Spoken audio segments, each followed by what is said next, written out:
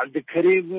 sheekh muuse qalbi dhagax waa la sii daayey saaka subaxii uu xorriyadiisii si dhammaystiran u helay waxaa lagu soo wareejiyey komishineerka human rightska dowlad deegaanka soomaalida etoobiya iyo xubno kale oon kamid nahay oo odayaal iyo salaadiin kamid ahaa xorriyadiisina si dhammaystiran buu u helay. cabdikariim waxaa jirtay in dowladda etoobiya soomaaliya ay ku wareejisay isagoo lagu eedeynayo arrimo sida hadalka loo dhigay nabadgelyada liddi ku ah yaa gacan ka geystay sii dayntiisa. saad la socotaanba waxaa ka jirtay etoobiya isbedel xoog badan sida u qabsaday ra-iisul wasaaraha cusub doctor abiy axmed waxaa jirtay in la sii daayey hogaamiye mucaarada oo kale oo xisbiye kale aha sida doctor marara iyo niman kaleo fara badan dowladdu inay dib heshiisiin cusub ku dhawaaqday baa jirta oo ay tiri dhammaan wixii ururo ama mucaarad ahaa ama dhinac walbaba ha ahaatee in la sii daayo oo dad cusub ay dowladdan cusub ay samayso waxyaalaha loo sii daayey waxaa kamid ah taas iyo dad odayaal iyo cuqaal degan magaalada oo dowladda kala hadlay. haddii aad isla joogteen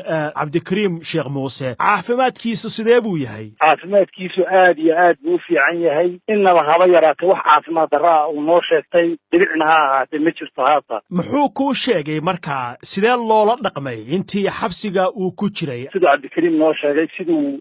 usoo galay waddankan etoobiya la dhaho si wanaagsan baa loola dhaqmay wax innaba haba yaraatee tacadiye ah ama dhibaatooyin oo loo geystay ma jirto laakiin inuu sheegay mararkiiba taa kole isaga ka faahfaahin doona xaalihii hore. marka maxaa xiga isaga u qorshaysan intaad og tahay cabdikariim haddii xorriyaddiisii uu helay? si official ayuu dowladda british ula kulmi doonaa dowladda markuu la kulmo kadib waddankiisii uu asalkiisii iyo soomaaliya labadaba waddankiisii bay ahayd waddankii hadda etoobiya ee asliyan kol hore loo soo dhiibay etoobiyaan baa tahay loogu soo dhiibay ayuu yimid wuuna ka tashan doonaa isaga odayaasha iyo dadka degan deegaanka markuu la tashi la sameeyo siduu noo sheegay markaa kadib ayuu wixii isaga la gudboonaya isaga xorriyaddiisa ayuu samayn karaa.